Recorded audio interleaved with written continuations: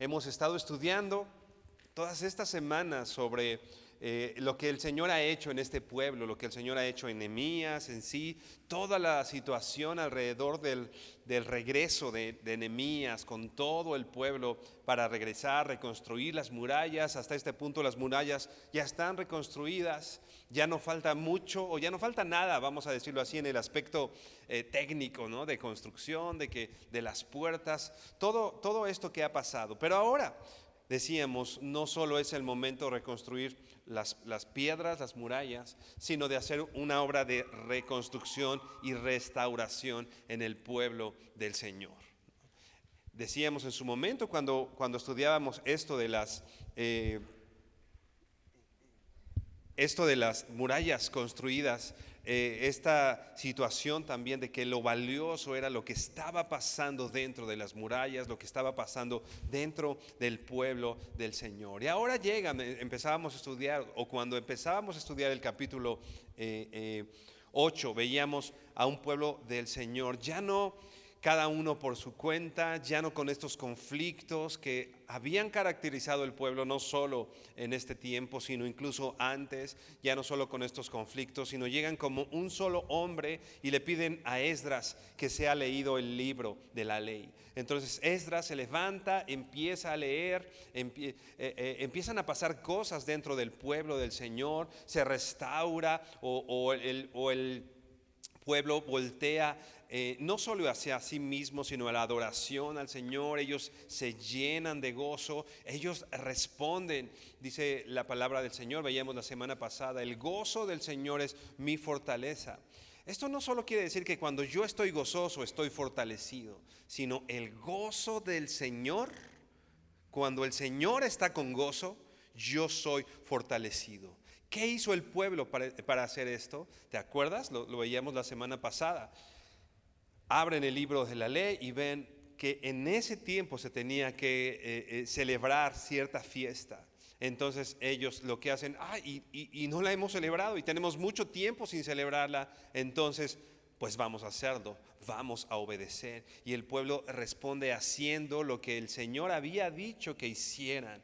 Y entonces el gozo del Señor es mi fortaleza. Cuando yo estoy haciendo lo que el Dios me ha dicho que haga, entonces yo soy fortalecido, ¿no? Porque a veces interpretamos ese texto, cuando yo estoy gozoso, estoy fortalecido, ¿no? Y no es necesariamente así.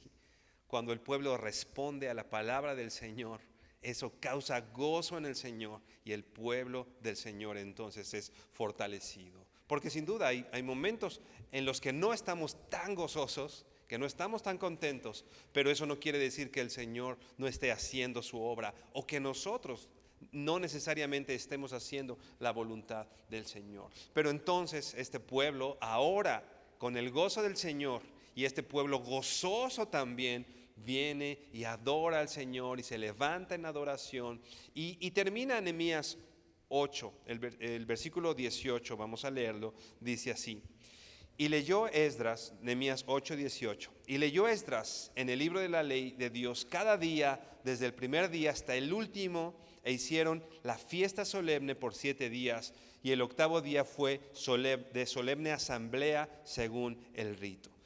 ¿Te das cuenta? Empieza el capítulo con Esdras leyendo la palabra del Señor y ahora termina ese capítulo con Esdras leyendo el libro del Señor. Y hay una respuesta en el pueblo, hay algo que pasa en el pueblo, ya lo vimos en capítulo 8, pero lo estaremos viendo también en el capítulo 9. Hay una respuesta cuando el pueblo de Dios, cuando tú eres expuesto a la palabra del Señor.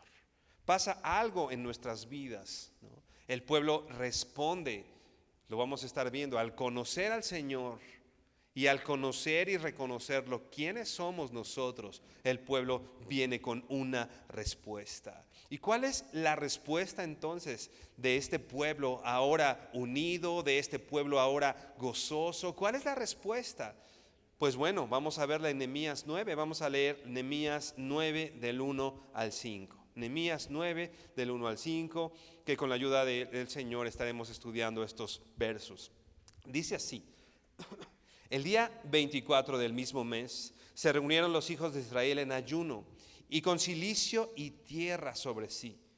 Y ya se había apartado la descendencia de Israel de todos los extranjeros. Y estando en pie confesaron sus pecados y las iniquidades de sus padres. Y puestos de pie en su lugar, leyeron el libro de la ley de Jehová su Dios, la cuarta parte del día, y la cuarta parte confesaron sus pecados y adoraron a Jehová su Dios. Luego se levantaron sobre la grada de los levitas Jesúa, Bani, Cadmiel, Sebanías, Buni, Serebías, Bani, Kenani, y clamaron en voz alta a Jehová su Dios. Y dijeron los levitas Jesúa, Cadmiel, Bani, Hasafnías, Serebías, Jodías, Sebanías y Petaías: levantaos, bendecid a Jehová vuestro Dios desde la eternidad hasta la eternidad, y bendígase el nombre tuyo, glorioso y alto sobre toda bendición y alabanza. Hermano, por favor, inclina tu rostro y vamos a orar. Señor, hoy queremos honrar y glorificar tu nombre, Dios. Regresar como este pueblo es regresado, volteando nuestros ojos hacia ti, después de ser confrontado y enfrentado a tu palabra, a quien eres tú, Señor. Permítenos ser edificados y aprender, Padre, lo que tú haces en este tiempo, pero que no es distinto a lo que haces, a lo que has hecho y que harás hoy en este tiempo con tu pueblo, con nuestras vidas, con nuestras familias, en nuestras casas, Señor. Permítenos regresar nuestros ojos a ti y poder traer mucho fruto, Dios, como la oración constante del apóstol Pablo por sus discípulos, a crecer en el conocimiento de tu voluntad, Señor, y a traer mucho fruto. Queremos que esto pase en medio de nosotros esta mañana. Te honramos, te bendecimos en el nombre de tu Hijo Jesucristo. Amén y amén. Ahora vemos, como decíamos, a este pueblo que estaba dividido, unido como un solo hombre, y ahora en respuesta a todo lo que el Señor les había enseñado. Acuérdate que leían la palabra del Señor y de pronto venían los demás levitas y ponían las palabras, ¿no?, de manera que todos pudieran entender la lectura, ¿no? Quizá había algunas brechas en cuanto al idioma, redacción del libro de la ley, que tal vez después de 70 años en el exilio no estaban tan familiarizados. Entonces venían los levitas enseñando y poniendo de manera que entendiesen ellos quizá estas brechas también de idioma. Pero como decíamos, este pueblo ahora regresa después de aprender, después de entender lo que el Señor les había enseñado. Y la oración ahora en Nehemías 9, ya no es una oración de Nehemías solamente. Habíamos estudiado en versículo 1, 2, oraciones de Nehemías, pero ahora es una oración que todo el pueblo unido viene y que vamos a estar estudiando en todo el capítulo 9, que responden ahora en oración, ¿no? El mensaje bíblico venía a ser un espejo que reflejaba lo que el pueblo del Señor había sido. Acuérdate, la Biblia es como ese espejo, dice Santiago, en el cual uno considera su rostro y nos insta Santiago a no ser como el hombre normal, ¿no?, que viene, considera las cosas y se va como si nada hubiera pasado. No, uno se considera en el espejo y hace lo oportuno, lo necesario.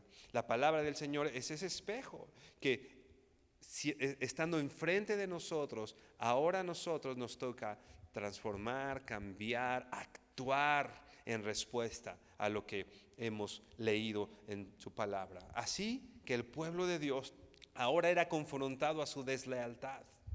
Era un pueblo que no había sido leal al Señor. Ahora el pueblo de Dios es confrontado con su desobediencia.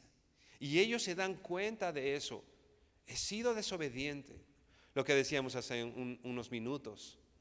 No hemos celebrado esta fiesta por tantos años. Y el pueblo, al enterarse de su desobediencia, voltean y empiezan a hacerlo. Empiezan a dar fruto de lo que habían leído en la palabra del Señor.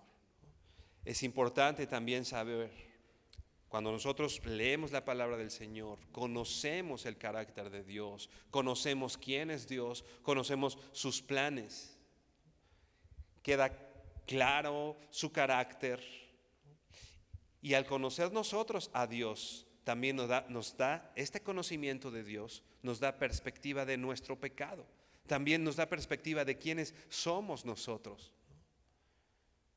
Vemos a un Dios grande, justo, santo.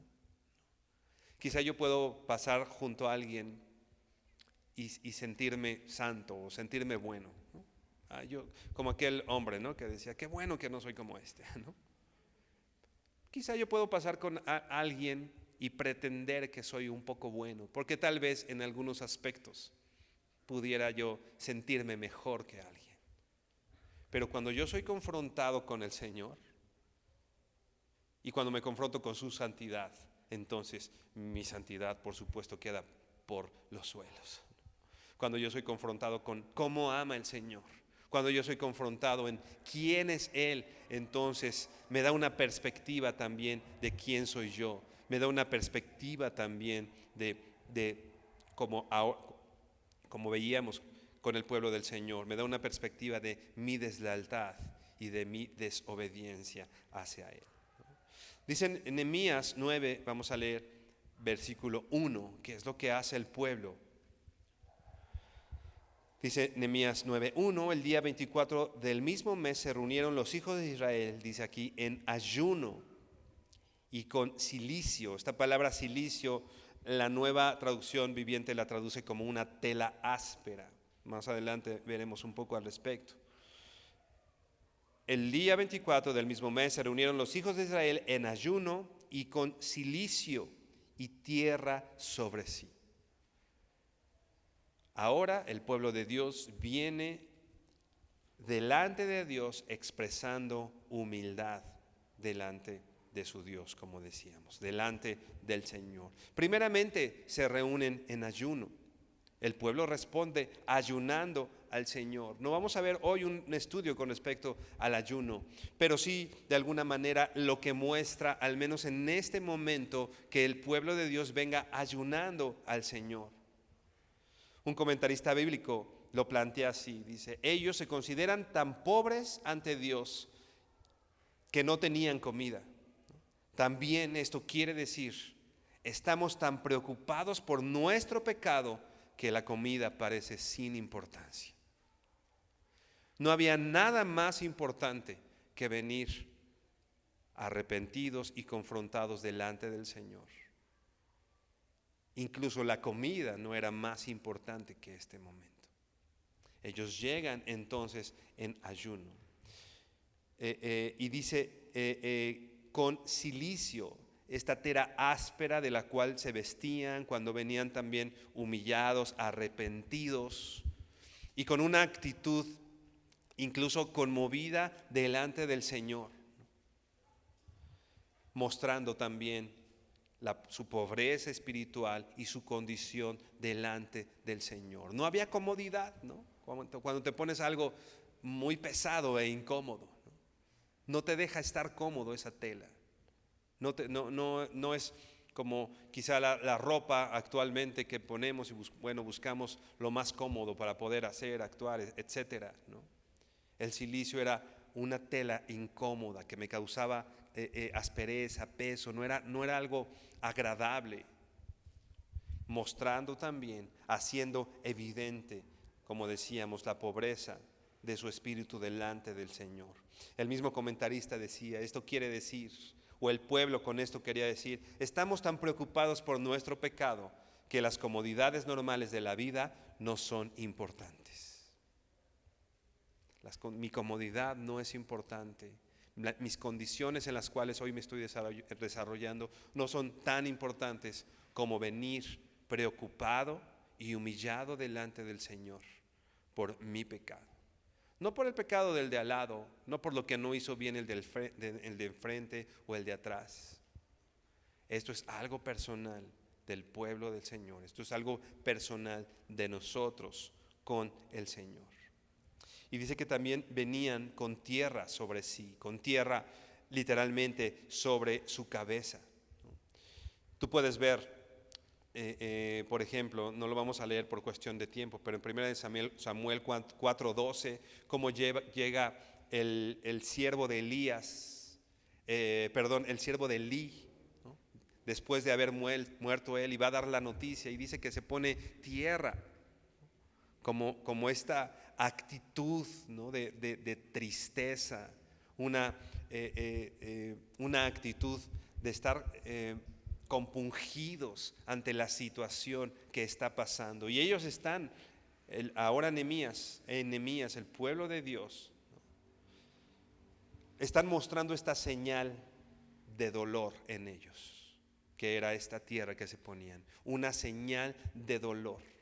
Y algo importante, no solo están mostrando su corazón doliente delante de Dios, sino la tierra y la tela no solo hacían evidente su actitud delante de Dios, sino también daban testimonio a los demás de su actitud delante de Dios. Ellos no solo llegaban delante de Dios a hacerlo, Dios podía saber que en su corazón había arrepentimiento y confesión de pecados, pero ellos lo hacían gráfico y evidente delante de los demás. Estoy arrepentido y vengo con esta señal de dolor. Pero si te fijas, no es un dolor porque no encuentro trabajo, no es un dolor porque estoy enfermo, no es un dolor por mi condición. Este es un dolor por su pecado, un dolor por el pecado. ¿Cuántas veces hemos venido al Señor? Y porque la Biblia dice que lo hagamos, que vengamos cuando tenemos tristeza y dolor, porque Él es un Dios que se compadece de nosotros, ¿no?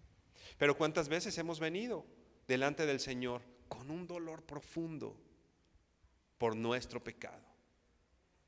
Repito, no por el pecado de al lado, no por el pecado del mundo, no por el pecado, no por la idolatría en México, ¿no?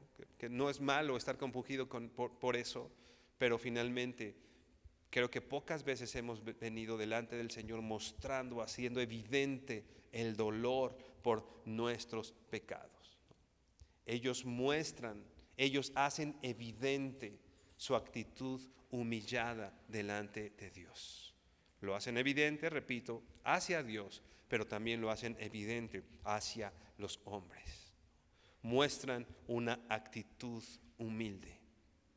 ¿Cuál será una actitud humilde que nosotros podemos, o con la cual nosotros podemos dar testimonio, no solo a Dios, sino a la gente que está alrededor de nosotros? ¿Cuál será? A veces pensamos que estamos bien con el Señor y nos humillamos delante de Dios. Pero muchas veces eso no es evidente a los hombres, ¿no? Nuestra actitud de soberbia, ¿no? Nuestra actitud un tanto pagada de sí mismo, no se hace evidente hacia los demás. Entonces hoy veamos nuestro corazón y veamos nuestra actitud, ¿no? Es fácil decir que estamos humillados delante del Señor. Ante Él todos nos humillamos. Pero repito, esta humillación o esta autohumillación delante de Dios también es algo que tiene que ser evidente hacia nuestros hermanos. Es algo que se muestra. Todo esto refleja una actitud humilde de corazón hacia Dios, por supuesto, como decíamos, pero también hacia los hombres, ¿no? Ellos, el pueblo de Dios, lo hizo públicamente y otros lo verían, ¿no? Otros les quedaría clara su actitud por el testimonio que ellos dieron. Repito, el conocimiento de Dios nos pone en perspectiva de nuestro pecado, reconociendo los grandes favores de nuestro Señor, reconociendo su gracia, reconociendo su misericordia, pero también reconociendo quién soy yo, mi deslealtad y mi pecado. ¿Qué hacen después de esta actitud humilde delante del Señor y delante del pueblo mismo? Dice Nehemías 2:2, vamos por favor, seguimos leyendo el texto, 9:2. Nehemías 9, versículo 2. Y ya se había apartado la descendencia de Israel de todos los extranjeros, y estando en pie confesaron sus pecados y las iniquidades de sus padres. Tú recuerdas desde Esdras, ¿no?, como sin hacer caso al mandato de Dios de no mezclarse con otros pueblos, como el pueblo de Dios ahora estaba emparentado y asociado con otros pueblos. Y dice aquí, y ya se habían apartado, ¿no? Pero otras versiones, incluso el texto más traducido de una manera más precisa, sí da a notar que había gente ahí que seguía en esa condición. Por ejemplo, una versión dice, y los descendientes de Israel se separaron. O sea, en ese momento, los que eran solamente judíos o solamente del pueblo de Dios, se separaron, ¿no? Hicieron lo que el Señor les dijo. Los que eran de esta línea pura de Israel salieron a confesar el pecado, sus pecados y los pecados de sus padres, ¿no? Decía el texto, versículo 2. Y ya se habían apartado o se apartaron la descendencia de Israel de todos los extranjeros, de todos los extranjeros. Siguen dando actitud, siguen mostrando estos actos, ¿no?, de humildad, estos actos ya no arrogantes delante de Dios, ¿no? Se separan de todos los extranjeros y hacen esta confesión pública de lealtad al Señor. Señor, ahora yo vengo leal delante de ti, haciendo lo que tú has dicho. Muestran su deseo de pureza. Hacen físicamente una muestra de su deseo de pureza. Repito, con este acto de separación, una vez más, dan un acto de lealtad a Dios y muestran su deseo de ser puros, su deseo de pureza. Vamos por favor al Levítico, al libro de Levítico capítulo 20, para ver que desde este momento el Señor les había dado instrucciones al respecto de no juntarse, de no estar con otros pueblos. Dice Levítico 20, versículo 23. Dice, no vivas conforme a las costumbres de los pueblos que voy expulsando de delante de ti. Yo los detesto debido a que estos hacen cosas vergonzosas. Va saliendo el pueblo, ¿no?, de Egipto, y van derrotando pueblos, y van también como un pueblo victorioso, ganando batallas y llegando a los lugares que Dios les había prometido. Pero Dios les dice, no vivas conforme a las costumbres de los pueblos que voy expulsando de delante de ti, ¿no? Y finalmente esto lo hicieron. Salieron de Egipto y encontraban alguien con quien querían casarse, de otro pueblo que Dios había expulsado, pero ellos no consideraban lo que Dios había dicho y se casaban con ellos y se daban en casamiento y tenían sociedad con ellos. Dice aquí, el Señor dice, Levítico 20, versículo 23, yo los detesto debido a que hacen cosas vergonzosas. Con todo y que esos pueblos hacían cosas vergonzosas, el pueblo de Dios siguió haciéndolo. Dice el versículo 24, Sin embargo, a ustedes les he prometido, poseerás la tierra de ellos, porque yo te la daré a ti como posesión. Es una tierra donde fluyen leche y miel. Yo, el Señor tu Dios, quien te ha separado de las demás naciones. El Señor nos había separado al pueblo, a su pueblo de otras naciones, y lo iba a poseer, dice aquí, la tierra que Él les había dado, donde fluían leche y miel. El mismo Dios fue quien separó al pueblo, ¿no? Versículo 25. Por lo tanto, debes distinguir entre los animales ceremonialmente puros y los impuros, y entre las aves puras e impuras. No te contamines al comer alguno de estos animales impuros, aves o criaturas que corran por el suelo. Los he identificado como impuros para ti. Versículo 26. Sé santo, porque yo, el Señor, soy santo. Te he separado de las demás naciones para que seas mismo. Porque el Señor había separado, dice Hebreos, que el Dios nos hace partícipes de su santidad. Y cuando Dios le dice al pueblo que no puede emparentar y estar con otros pueblos porque hacen iniquidad y porque hacen cosas vergonzosas, y finalmente su unión, e históricamente te puedes dar cuenta lo que hicieron esas uniones en el pueblo. Ves un pueblo victorioso de pronto que se emparenta con otros pueblos, y de pronto toda la influencia de ese otro pueblo, la idolatría de ese pueblo, ahora está en medio del pueblo de Israel.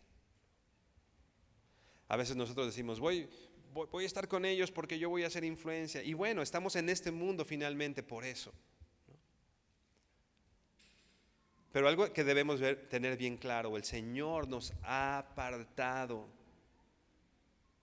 y nos ha hecho y nos hace partícipes de su santidad. El que el pueblo del Señor viviera en esa condición y que tuviera estas marcas, vamos a decir, ¿no?, de los animales impuros, eran esta marca o esta señal de la santidad de Dios. Esta marca o esta señal de que era un pueblo también santo. Y es lo que dice el versículo 26, sé santo. Recuerda, la palabra santo básicamente quiere decir apartado, separado. Eso es santo. Y Dios le dice a su pueblo, sé santo, apartado. ¿Por qué? Porque yo, el Señor, soy santo. Sin santidad nadie verá a nuestro Señor, nadie verá a Dios.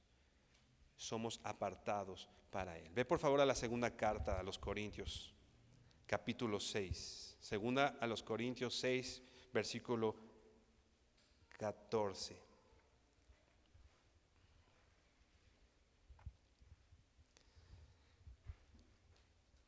Y dice así: no os unáis en yugo desigual con los incrédulos. Esta frase, no te unas en yugo desigual con los incrédulos, te la voy a leer en la Nueva Traducción Viviente. Dice así: no se asocien íntimamente con los que son incrédulos. No se asocien íntimamente con los que son incrédulos. No solo está hablando, que por supuesto tiene que ver con una asociación íntima, por supuesto, es el matrimonio o el noviazgo, ¿no? Digo, no hay nada más íntimo o no hay relación más íntima que el matrimonio, ¿no?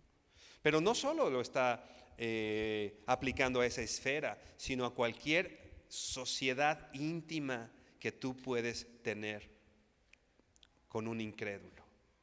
Dice aquí, no te asocies íntimamente con los incrédulos. ¿Por qué? Sigue diciendo el texto: porque qué compañerismo tiene la justicia con la injusticia, y qué comunión la luz con las tinieblas.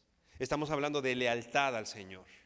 Somos leales. El pueblo voltea y muestra su lealtad delante de Dios a través de esta separación.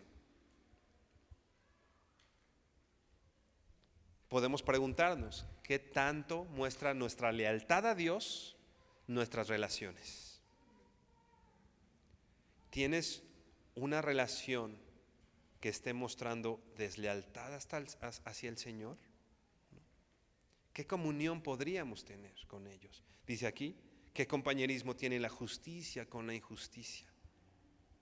¿De qué podrías hablar? ¿Cómo esa relación te ayuda a glorificar a Dios?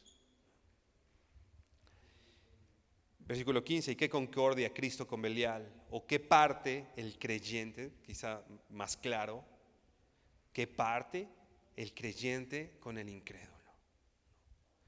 Versículo 16, ¿y qué acuerdo hay entre el templo de Dios y los ídolos? Porque vosotros sois el templo del Dios viviente. Como Dios dijo, habitaré y andaré entre ellos y seré su Dios y ellos serán mi pueblo. Imagínate, el templo de Dios. Dice aquí, versículo 16, ¿qué acuerdo hay entre el templo de Dios y los ídolos? Nosotros vamos a ver en algún momento en la historia de Nehemías cómo el pueblo de Dios abre el templo y mete ídolos a ese templo.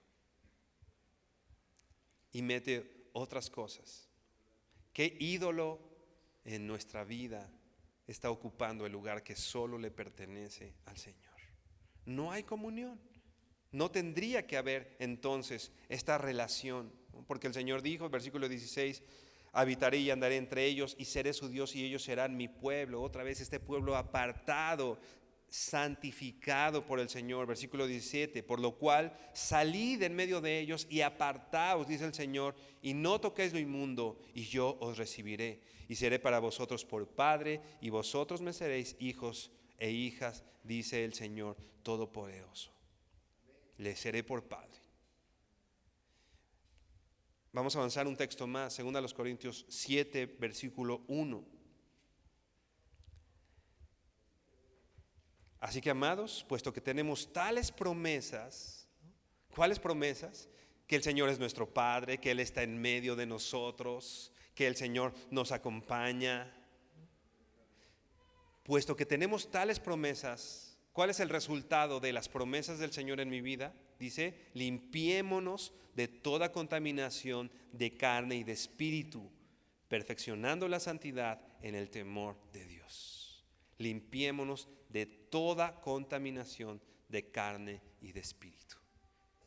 Aquel que ha recibido al Señor por Padre, aquel que ha recibido la promesa del Señor de estar siempre con nosotros y que habita y anda en medio de ti, responde limpiándose de toda contaminación. A veces nos sorprendemos, ¿no? Señor, no te veo en mi vida.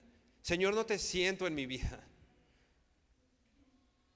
Quizá podemos preguntarnos en dónde está nuestra lealtad y en dónde está nuestro corazón. Porque no es congruente que si mi vida no está buscando ser, como dice aquí, perfeccionar la santidad en el temor de Dios, entonces sería incongruente que si yo no llevo una vida así, el Señor esté conmigo. Porque qué comunión tiene la luz con las tinieblas, qué comunión Cristo con Belial. Perfeccionar la santidad. Jesús oraba, no te ruego que los quites del mundo, sino que los libres del mal. No se trata de que a partir de hoy salgamos y no le hablemos a nadie, ¿no?, que no sea cristiano. A lo mejor tienes familia que no son cristianos, todo mundo tenemos de alguna manera relación con alguien que no conoce al Señor, ¿no? Y lo que estoy diciendo no es que dejemos de hablarles a todas esas personas, no se trata de eso. Finalmente nosotros somos luz. ¿Y quién va a llevar el evangelio? Nosotros tenemos que hablarles, nosotros tenemos que relacionarnos, aunque, decía Levítico, no íntimamente, no una comunión de compañerismo tan profundo. No se trata de que le dejes de hablar a las personas. Se trata de que estemos al pendiente, de que estemos vigilantes de aquellas relaciones que te llevan al detrimento de tu santidad. Aquellas relaciones que le hacen un daño a tu santidad. Aquellas relaciones que lesionan tu vida de comunión con el Señor. tienes una relación profunda con alguien que no te lleva a glorificar al Señor, que muestra deslealtad al Señor, es importante que lo consideres, ¿no? Repito, no que le dejes de hablar inmediatamente, pero sí a considerar, ¿no? Estás próximo a casarte, tienes que considerar esto cuando tomes la decisión, si eres un hijo de Dios. Vas a tomar una decisión importante en cuanto a tus relaciones con los demás. No es que no le hablemos a las personas, es que vigilemos aquellas relaciones que ponen en jaque nuestra santidad, nuestra relación con el Señor. Porque esta práctica, como ya lo vimos con el pueblo de Dios, esta práctica lleva a la idolatría. El pueblo de Dios llegaban, expulsaban a un pueblo, ¿te acuerdas? ¿No? Y de pronto el pueblo decía, pues estas chicas están lindas, ¿no? Pues vamos a casarnos con ellas. Y las traían y bastaban algunos días y dentro del pueblo de Dios idolatría, ¿no? Ahora el pueblo de Dios adorando, ¿no? Los llamados lugares altos, ídolos, ¿no? Los ídolos de esos pueblos. Entonces es algo que nosotros debemos considerar cuando consideramos la palabra del Señor, ¿no? Mostrando nuestra lealtad a Él, ¿no? Otra vez, Nehemías 9, versículo 2 dice, y ya se había apartado la descendencia de Israel de todos los extranjeros, y estando de pie, si tú recuerdas, hace un par de semanas vimos esta acción de estar de pie. En este entonces, ¿no? La acción de levantarse y estar de pie daban esta idea de mucha reverencia y respeto. En Nehemías 8 vemos que abren el libro de la ley y el pueblo se pone de pie, abre sus oídos y muestra un gran respeto. Ahora el pueblo de Dios, estando de pie con esta actitud de lealtad al Señor, de confesión de pecados, con esta actitud humilde y de suma importancia, ¿no? Dice aquí, confesaron sus pecados y las iniquidades de sus padres. Cuando nosotros conocemos al Señor, cuando nosotros leemos la palabra del Señor, se hace evidente nuestro pecado y un pueblo humilde viene delante del Señor en confesión de pecados. Ve por favor al Salmo 51.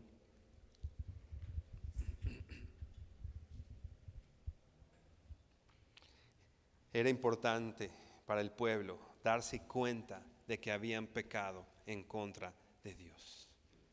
Es importante para nosotros darnos cuenta que hemos pecado delante de Dios. Y repito, y sí quiero dejar redundar incluso en esto, no se trata del pecado de alguien más, no se trata de lo que hizo mal alguien. Yo soy así porque mis padres hicieron, yo soy así porque mi esposo me llevó a esto, yo soy así. No. El pecado personal, lo que nosotros hacemos, saliéndonos del propósito de Dios. Dice el Salmo 51, ¿recuerdas? Este salmo lo escribe David cuando es confrontado por Natán con respecto a que había estado con Betsabé y todo este pecado, ¿no? Y él es confrontado. Y si te acuerdas, no responde queriendo ocultar su pecado. No responde, no, pues fue Betsabé, ¿no? No responde diciendo, no, pues no. Él es confrontado con su pecado y la respuesta de David es esta. Versículo 1, Salmo 51, 1. Ten piedad de mí, oh Dios, conforme a tu misericordia. Conforme a la multitud de tus piedades, borra mis rebeliones. Lávame más y más de mi maldad y límpiame de mi pecado. Porque yo reconozco mis rebeliones y mi pecado está siempre delante de mí. Contra ti solo he pecado y he hecho lo malo delante de tus ojos, para que seas reconocido justo en tu palabra y tenido por puro en tu juicio. ¿Cuántas veces al ser confrontados con nuestro pecado respondemos: ten piedad de mí, conforme a tu misericordia?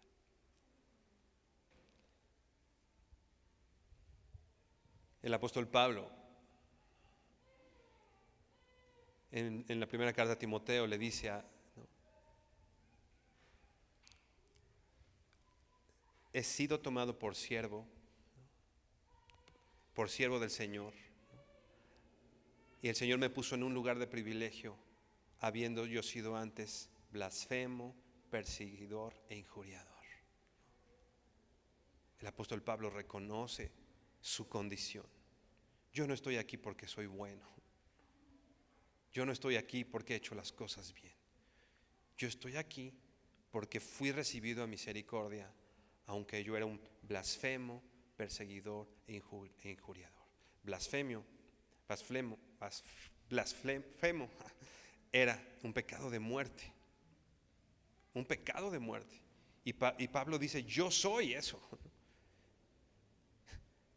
Merezco la muerte, está diciendo el apóstol Pablo. Pero fui recibido a misericordia, porque lo hice en ignorancia, en incredulidad. Cuando somos confrontados con nuestro pecado, cuando Dios te ha confrontado a través de su palabra con tu pecado, cuando Dios a través de un hermano te confronta con tu pecado, ¿cuál ha sido nuestra reacción? Señor, ten misericordia de mí. O, no, yo no fui.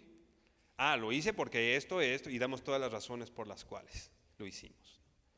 El pueblo de Dios que es confrontado con su pecado a través de su palabra, responde y confiesa su pecado. Confiesa su pecado. Versículo 4 de Salmo 51. Contra ti solo he pecado.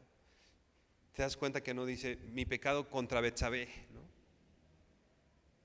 Mi pecado, o sea, él reconoce que su pecado no solo afectó a Betsabé o a la gente que estaba alrededor, que sí la afectó, sino él sabe que su pecado es contra Dios mismo. Y le dice: Señor, contra ti solo he pecado y he hecho lo malo delante de sus ojos. Somos confrontados con nuestro pecado, y cuántas veces decimos: sí, he hecho lo malo delante de los ojos del Señor. Antes de justificarnos, ¿no? Antes de decir: es que me hicieron, por eso hice, ¿no? Pecar, ¿no? Literalmente esta palabra pecar quiere decir errar en el blanco. Errar en el blanco. Ya sea por 1 o por 20 centímetros, el pecado es pecado. Ya sea que no le atinaste por 1 centímetro o por 3 metros, es pecado. Las consecuencias del pecado son diferentes, pero el pecado es pecado. Cuando Dios nos ha dicho que no hagamos algo, ¿no? A través de su palabra, a través de su espíritu, de nuestra conciencia, ¿no? Cuando el Señor nos ha dicho: no hagas esto, y lo haces, es pecado. Cuando el Señor te ha dicho: haz esto, y no lo hemos hecho, ¿no? El Señor nos ha hablado a través de su palabra, a través de nuestra conciencia, a través de la autoridad que Él ha puesto sobre nuestras vidas, y te ha dicho: haz esto, y no lo haces, entonces es pecado. Y repito, no todo el pecado tiene las mismas consecuencias, pero el pecado es pecado y se llama pecado. Una vez íbamos con un amigo que teníamos que llevar a un lugar importante, íbamos a pasar por él. Iba mi hermano manejando, veníamos de lejos, se nos hizo tarde. Y llegamos con él, y ya se sube él tranquilo. Y era un lugar muy importante. Y se sienta recuerdo mucho la imagen, se sienta al lado de mi hermano, en el lugar del copiloto. Y mi hermano empieza rápido a manejar para buscar llegar lo más pronto posible al lugar. Y voltea a este amigo y le dice: ¿por qué maneja bien? Le dice, ¿no? ¿Por qué vas tan rápido? Pues es que vamos a llegar tarde. Pues vamos a llegar tarde. Pero pues llegar lo menos tarde posible, algo así dijo mi hermano. Y voltea al amigo y le dice, tarde es tarde. Tarde es tarde. O sea, ya llegamos tarde, ¿no? A veces está acá el pecado y lo escondemos, le ponemos hojitas, lo adornamos, lo ponemos bien chulo a nuestro pecado, ¿no? Lo maquillamos. Hermano, el pecado es pecado. Tarde es tarde, pecado es pecado. El pueblo viene arrepentido delante del Señor. El pueblo viene en confesión de pecados delante del Señor. Y es algo de todos los días. O sea, no es algo que hiciste, ¿no?, un día y ya me arrepentí de todos mis pecados, los presentes, los pasados, los futuros, ¿no? Y ya. La cuestión de la confesión del pecado delante del Señor y el arrepentimiento es algo de todos los días. Hemos pecado. Ayer pecamos, hermano. Decía un pastor que oíamos hace poco una predicación que decía, yo peco hasta cuando me arrepiento. Eso está en nosotros. Así que la confesión de nuestros pecados es algo de todos los días. Incluso la Biblia dice que nos confesemos nuestros pecados entre nosotros, ¿no? No como el acto así de te confieso, no, sino entre nosotros hay confesión de pecados, ¿no? Y delante de Dios hay confesión de pecados y arrepentimiento todos los días. Porque, hermano, todos los días pecamos. Y si bien no es una práctica en la que nos gozamos el pecado, debemos reconocerlo, ¿no? Un hijo de Dios delante del pecado, la respuesta es la humillación, la confesión, el arrepentimiento. No quiere decir que no vayas a pecar. Quiere decir el resultado de nuestro pecado es dolor. David, Señor, contra ti y contra ti he pecado. Ten misericordia de mí.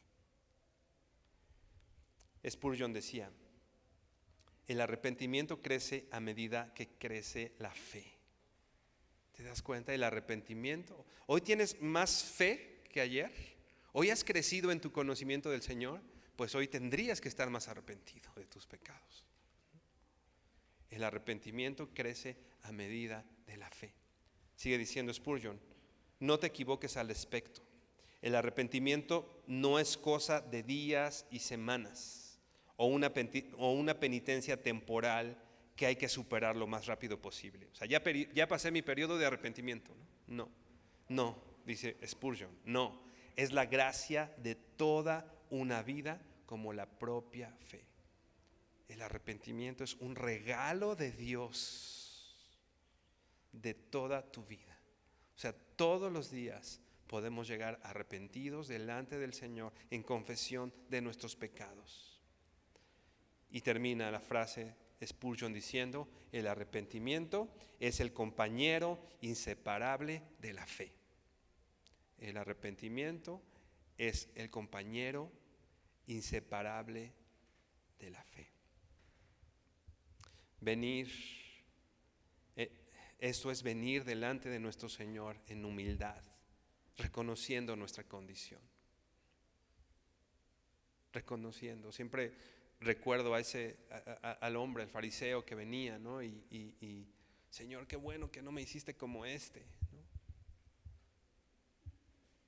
Gracias, Señor, porque no soy esto. Gracias, Señor. Y el otro hombre, con su cabeza agachada, una muestra evidente de humildad, por supuesto delante del Señor, pero esta muestra evidente también delante de los testigos, con su cabeza agachadita, Señor, sé propicio a mí, pecador. ¿Quién fue justificado? el que se sabía pecador y el que viene en esta actitud humilde delante del Señor. Hermano, si tú eres el mejor, si no pecas, si tú desde que te convertiste hasta este momento estás bien y has hecho todo lo que Dios te ha dicho a través, decíamos, de su palabra, a través de la autoridad. Si tú no has hecho, o sea, no necesitas perdón, ¿no? No necesitas a Dios entonces, ¿no? Pero si tú, hermano, vienes humillado, digo, no necesitas es retórico, ¿no? Por supuesto que un pecador necesita a Dios, pero hacemos esta actitud de, pues soy bien bueno, Señor, pues así como, o sea, moriste en la cruz, pero pues yo soy bueno, ¿no? O sea, no necesito tu cruz. Pero si nosotros venimos delante del Señor, como Pablo, ¿no?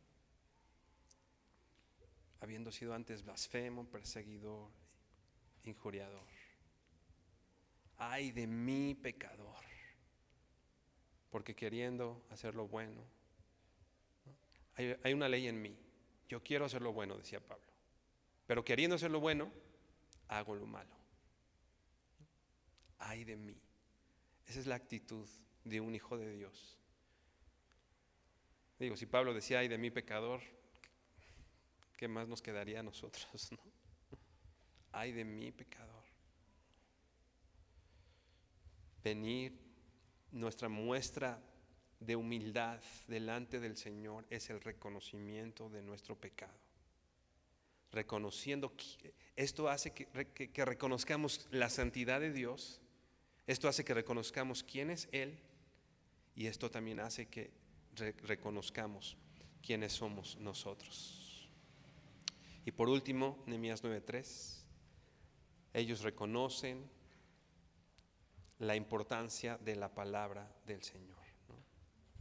Versículo 3, y puestos de pie en su lugar, leyeron el libro de la ley de Jehová, su Dios, la cuarta parte del día, y la cuarta parte confesaron sus pecados y adoraron a Jehová, su Dios.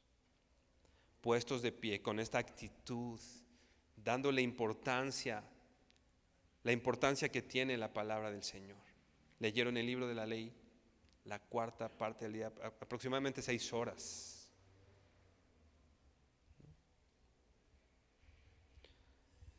Durante 6 horas el pueblo escucha mientras le es expuesta la palabra de Dios, mostrando con eso cuán es importante o qué tan importante es la palabra del Señor para ellos.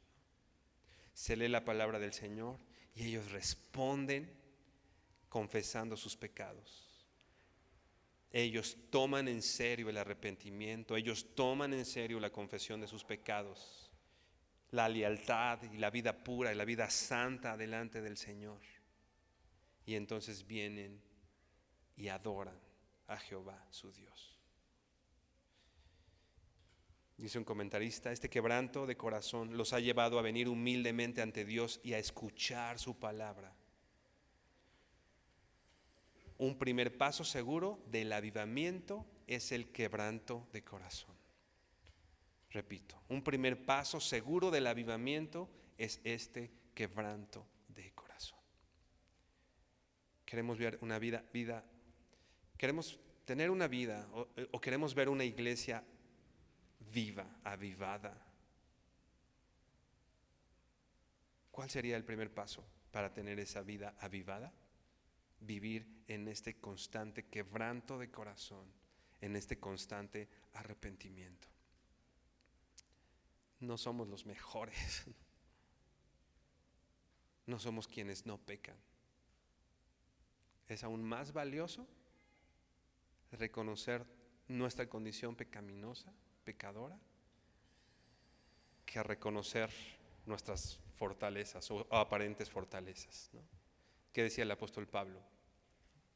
Más bien me gozo en mis debilidades, porque ahí el Señor hace toda su obra. Así que si no tenemos debilidades, pues qué padre por nosotros, ¿no? Pero la gloria del cristiano son sus debilidades, porque el Señor muestra su gloria, muestra su poder, muestra su misericordia, muestra su gracia. Así que, hermano, es más valioso venir con la actitud de aquel, con su cabeza agachadita: Señor, sé propicio a mí. Inclina tu rostro y vamos a orar. Señor, gracias por tu palabra, Señor, y nos sigue pareciendo increíble, Señor, la forma en que nos hablas. Porque cualquiera, Señor, ya hubiera perdido la paciencia con nosotros, Señor, y nos habría dejado de hablar, Dios. Pero tú, Señor, todos los días, con tu misericordia renovada, te acercas a nosotros y nos enseñas y nos atraes hacia ti y nos hablas, y con esas cuerdas de amor, Señor, nos enseñas. Y no nos has dado, Señor, conforme a nuestras iniquidades, y no nos has dado conforme, Señor. Todo lo que tenemos es gracia. Todo lo que tenemos es gracia, Dios. Porque más adelante lo leeremos en Nehemías. Si no fuera por tu misericordia, ya estaríamos todos consumidos, Señor. Eso merecemos, Señor. Pero es tu gracia, Señor. Es tu gracia, Señor, que cuando hemos sido infieles, tú has permanecido fiel, Señor. Que cuando nosotros, Señor, te hemos dado la espalda, Señor, tú has estado paciente con nosotros, Dios. Y hoy venimos, como venía David, delante de ti, Señor. Contra ti, Señor, y solo contra ti hemos pecado. Hemos pecado, Dios. Y lo reconocemos y lo sabemos cuando vemos tu santidad, cuando vemos quién eres tú, Señor. Hemos pecado, Dios. Y reconocemos con esto nuestra necesidad de ti, Dios. Te confieso mi pecado, Dios. Te confieso mi orgullo. Te confieso mi soberbia.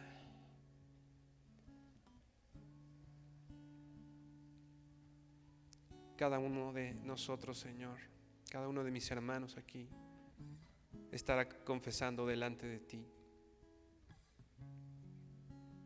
aquellas cosas que se han desviado del propósito, Dios, que tienes en nuestras vidas.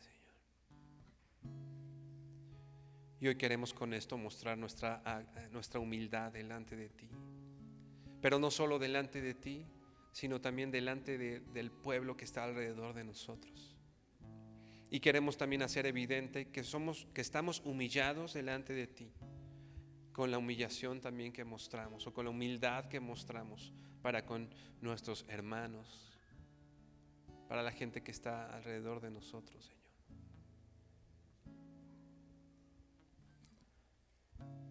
Y hoy queremos tomar acción sobre nuestros pecados. Y como decía Corintios, queremos salir fuera de ellos y apartarnos, porque queremos ser santos como tú eres santo, Dios. Porque tú eres santo, y horrenda cosa es caer en manos de un Dios vivo. Perdona, Señor, aquello que a veces llamamos nuestros errores, pero que tu palabra es clara y le llama pecado. Perdona, Señor, nuestros pecados. Dice tu palabra que si habiendo sido enemigos, tú nos justificaste y nos acercaste a ti, cuánto más que ya estamos justificados, no encontraremos el perdón de nuestros pecados, Señor. Porque abogado tenemos para con el Padre, a Jesucristo el justo. Gracias, Señor, por tu perdón. Gracias porque nos perdonas Y gracias porque estamos aquí. Gracias a tu perdón, Señor.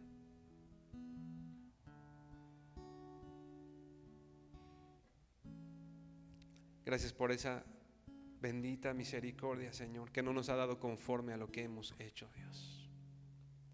Y hoy queremos ser avivados como ese pueblo victorioso que venía unido como un solo hombre, arrepentido delante de ti, Señor. Y sabiendo que como consecuencia de esto, Señor, tú avivarás la iglesia, Señor. Tú avivarás, Señor, nuestras vidas, nuestras familias. Y terminarás, Señor, restaurando la obra que empezaste, porque aquel quien inició la obra es fiel para perfeccionarla, Dios. Gracias porque tú estás perfeccionando, nos estás capacitando día a día, Señor, para podernos presentarnos delante de ti como una iglesia santa, pura y sin arrugas, Señor. Y esa es una obra tuya, Dios. Nos emociona saber esto, Señor, que a pesar de nosotros, tú nos vas a presentar ante ti santos. Tú nos presentas ante ti santos, porque tú eres el que nos justifica. ¿Quién acusará a los escogidos del Señor si tú eres el que nos justifica, Dios? Gracias por tu perdón, Señor. Gracias por tu gracia y porque hoy podemos vivir una vida plena en ti a través del sacrificio y la cruz que por nuestros pecados se llevó a cabo para darnos una vida y vida en abundancia. Te honramos, Señor, y te bendecimos en el nombre de Jesús. Amén y amén. Mi hermano, bendiciones.